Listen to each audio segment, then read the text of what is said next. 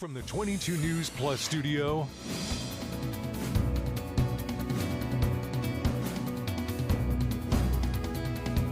this is 22 News in Focus with Patrick Berry. Hello, everyone, and welcome to today's edition of In Focus. I am your host, Patrick Berry. We're here in the 22 News Plus studios. There are so many wonderful organizations in our area that one of the things I want to do here on In Focus is highlight some of them and the great work they do in our community. Today, here in the studio, I am joined by Kandilis. She is the director of Springfield Works, Working Cities Challenge, and she's here to talk about her organization, which, like you, probably you've never heard of. I know very little about them, which is why the professional and the expert is here to talk to us more about it. And thank you so very much for joining me. I appreciate it. Thank you for having me. So the big question, what is Springfield Works? Springfield Works. So this is, I believe, our 9th year. And Springfield Works started as a collaborative with the Western Mass Economic Development Council back in 2016. And I joined January of 2017. So the Federal Reserve, Bank of Boston. So when you said Working Cities Challenge, that's how this started. So there was a collaboration with the Hampden County Workforce Board, the EDC, and about 13 other partners. Really? Who came together to say, we need to do something about our workforce ecosystem. Like our workforce system is really not working for everybody, even employers too. So let me stop you there because so it's a recognized issue here in Western Mass that workforce isn't where it should be, both the numbers and the opportunities. So we can take those two things separately, probably. Yeah. So from a labor perspective, we've had around the same labor force participation rate for a long time. Like how many people are actually looking for work or working? And so we have about a 60, actually it has gone up. We have about a 60% labor force participation rate, which means about 40% aren't working.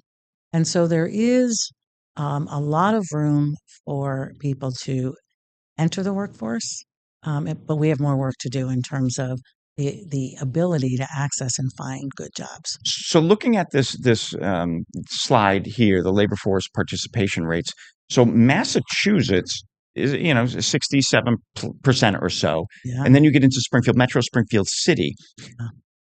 This is saying that 40% of those above the age of 16 don't work?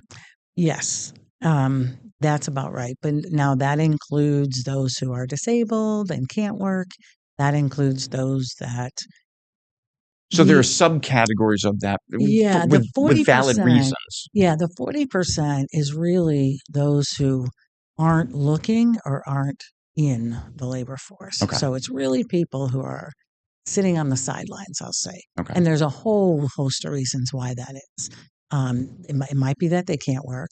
It might be that they've stepped away from the workforce for some period of time. And we've met a lot of people who were in the workforce and who have become, who've had a really hard time finding quality work. I just saw a poll from the Wall Street Journal and the independent arm of the University of Chicago that said 70% of Americans don't believe that if you work hard, you can get ahead. That's a massive number. It's interesting. Now, is that all taken from a certain age group, like the younger workers? Because our generation, that was ingrained in us, from our parents, our grandparents, and so forth. Work hard, get ahead. But in our generation, it happened. I see my kids who are in their late 20s, they can work as hard as they want, but they can't afford a $400,000 home. They can't afford a $40,000, $50,000 car. Yeah. So that poll, was it a younger a group that responded? I'm not sure what the age group was, but it was adults, but it's working adults, and it's scary. And I believe in that same poll, 25% didn't believe in the so-called American dream of owning a home and getting ahead. I totally understand to your point. Yeah. My kids are in that boat. Yeah. How do you buy a home? Yeah. And it's funny. My oldest is 28. bought my first home at 30, and she's 2 years out from that. She goes, there's no way. Right. Right. So, it used to be what, 2x of your income to buy a home, or 3x, and now oh my it's, God. 10 or 20x, right? Right. So, yeah, but I'm an optimist, and I believe that Western Mass is one of the most rich, innovative regions in in Massachusetts, and arguably, across the country. So I do believe that we can do better, and we can do better together. So Springfield Works is a collaboration of partners. It's our educators, our community colleges, our employer partners, who are both part of the Western Mass Economic Development Council, the chamber, the all workforce those board, organizations all of tied those. between the people and the employers. And we connect with all of those organizations, as well as our residents, to learn more about, what can we do to get people upskilled and create access and opportunity to good jobs. And then we also have a responsibility as a region to increase our so-called good jobs. So I guess that pay a living wage or lead to a living wage. Right. Yeah. Well, we're going to have to go to our first break in just a moment, but because I've got a much longer answer. My question is going to initiate a much longer question. But what are some of the partnerships outside of the chambers that you might be working with? Do you work with the big places like Mass Mutual, Bay State Health, or is it the smaller, like maybe the machine shops or the restaurants? Who do you work with to create better opportunity jobs? Bay State Health has been a long-standing partner. It is one of the largest employers in the region. Right. They are an incredible partner. One of our initiatives is really around healthcare, access to healthcare and upward mobility in the healthcare sector. Then we also have smaller organizations as well. Okay. But we also work with the Springfield public school system. Oh, interesting. I mean, they have thousands of jobs, and many are good jobs in that system. So we've got an initiative with Holyoke Community College.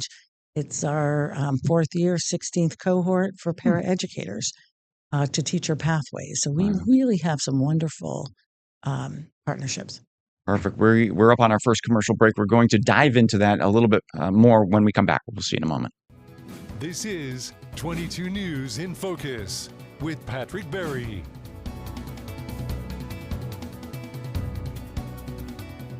This is 22 News in Focus with Patrick Berry.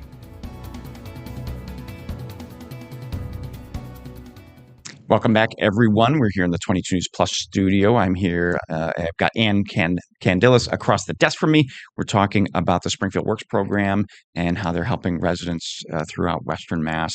I guess achieve the American dream, right? Is that a great way to explain it? We hope. When we before we went to break, we were talking about earnings and finding decent jobs. I want to bring up a slide now which talks about the living wages, what people earn. And this floored me when I saw it. The data's 2 years old, but I can't imagine it's changed much.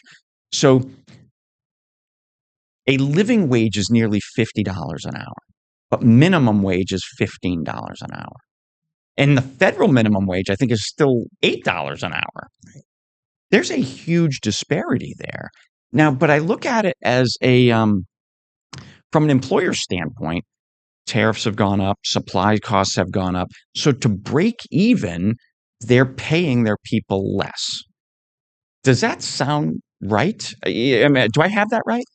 There's a lot of other factors, I think, that go into, what somebody earns. Okay. Right. When you look at historic professions like healthcare and early education, those jobs were largely low wage jobs.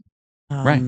And so the whole care industry, which is, generally had been populated with mostly women in the profession. In the old days, it was, well, that's a second income kind of mindset, right? Yeah.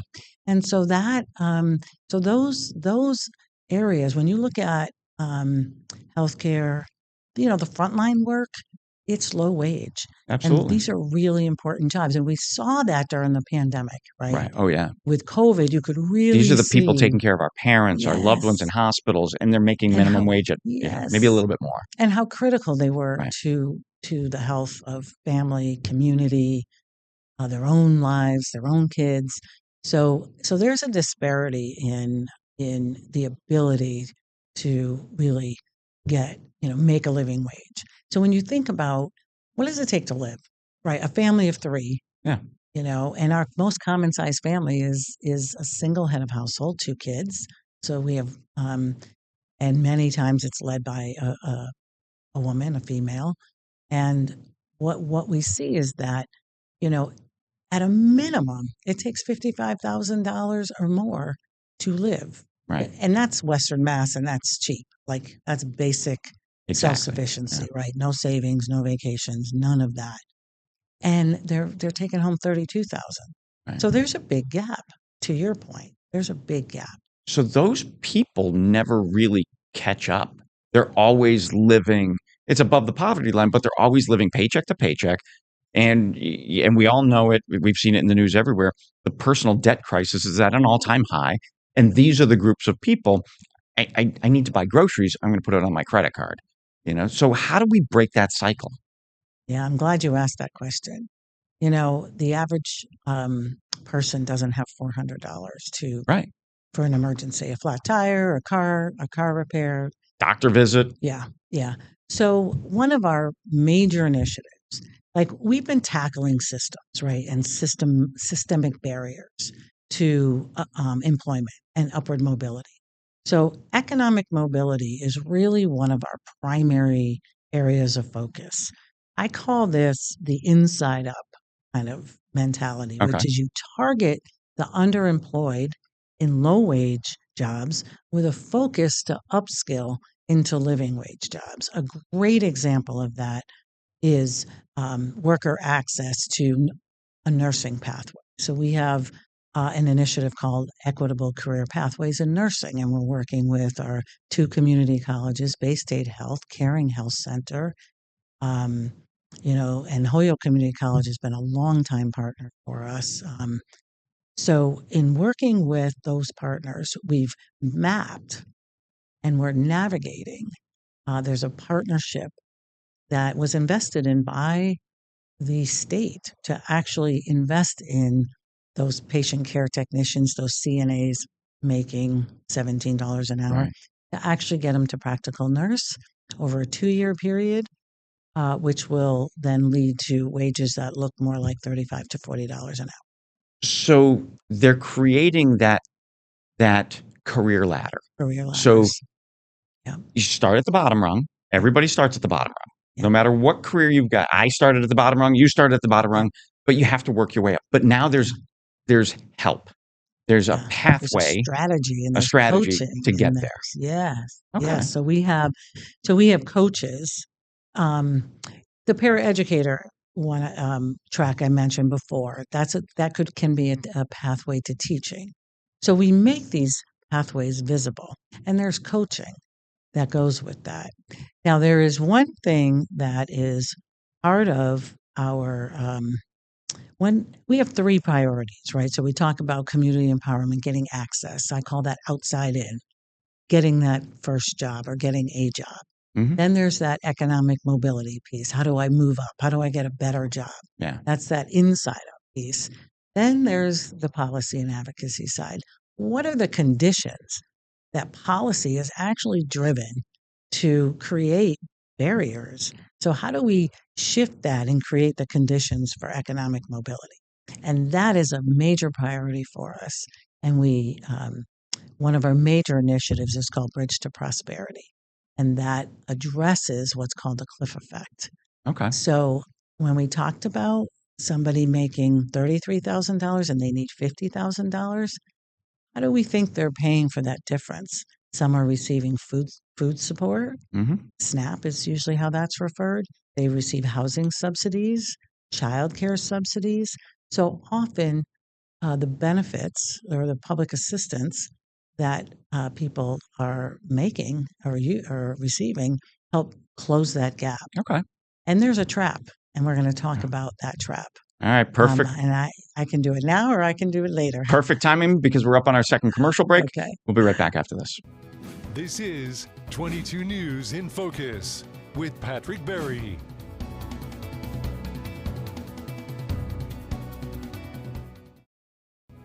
This is 22 News in Focus with Patrick Berry.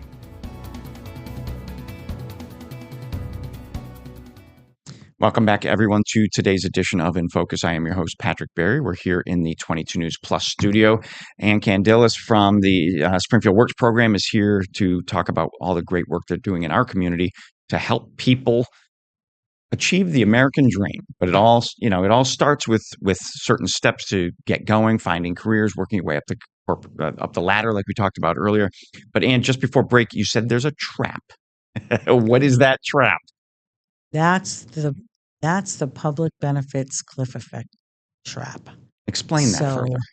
What happens is people, we talked about how sometimes families require assistance in order to make ends meet. And whether it's housing subsidies or food, what happens is if I'm making $20 an hour and I start to move up the career ladder and I'm going to get $22 or $24 an hour, okay, those subsidies fall very fast, go away very fast. So you might make $2,000, $4,000 a year more, and you might have lost $10,000 or 12 or 15. So you're going behind, you're going backwards. So it actually puts workers in a worse position. Now, employers have asked me, why won't people take full-time jobs? Why won't they move from per diem to full-time? Why won't they accept promotions? And the underlying issue is not just, a poverty issue. It's an economic development issue. Our businesses need to grow. Our families need a bridge. And that is what launched our initiative called Bridge to Prosperity. Okay. And the Bridge to Prosperity is actually working with up to 100 people. We launched in February 2025. We serve 18 families, and it's a pilot, and we're testing it in Springfield, Worcester, and Boston. And so it's statewide.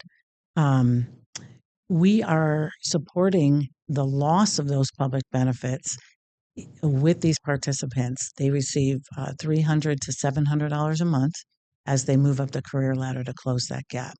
Our hope, and at the end of their 2 years, they will receive a $10,000 transformative wealth building bonus. It's really about supporting people through the cliff, over the cliff, or not over, but beyond. Right.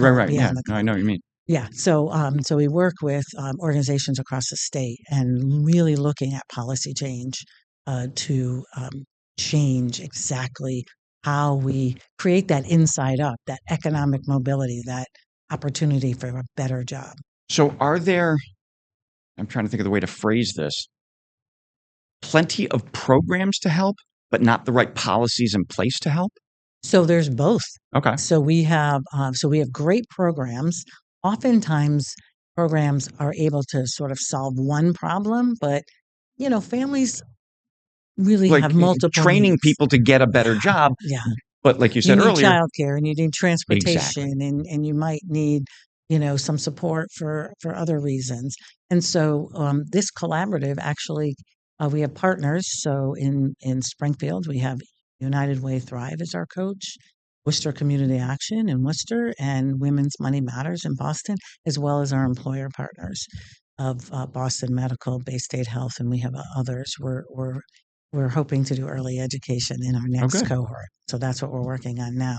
So it's really creating the visibility of a solution to support that upward mobility. Sometimes it means some cash, as well as these support systems.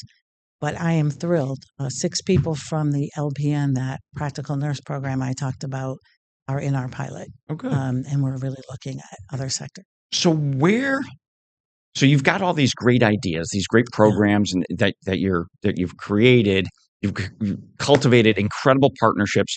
Where do you find the people to get involved? Do they seek you out? Do you seek them out? How do the How is the connection between what you and the employers are doing meet the people? So this is really another wonderful, great collaboration. We work with our educators and our trainers and our community-based organizations, like a Square One or a Head Start, Home City Development, New North Citizens Council. I'm probably leaving somebody out. I'm sorry. Oh, there's probably dozens of them. Well, and we work with them, and they are really the support system behind the individuals. And then on my team, I have two people, Shanti and Aneda, who actually what we call boots on the ground, and they actually reach these organizations.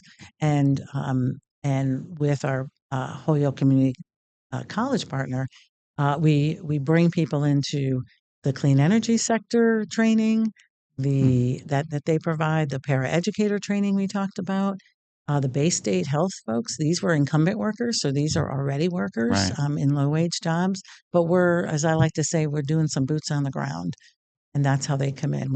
But our coaching partners and our community-based partners really are the ones who provide, who really help us access the population that we're targeting. So is there a website like the general public can go to learn more about you, to get involved? I guess not only general public to get involved, but maybe there's a business out there that says, I need people. I want to help that incorporate that ladder of growth to help our communities be better. How can people get in touch with you? So springfieldworks.net is our website, and our contact information is on there. But here's a great example. On the website, we have what's called Community Empowerment Program.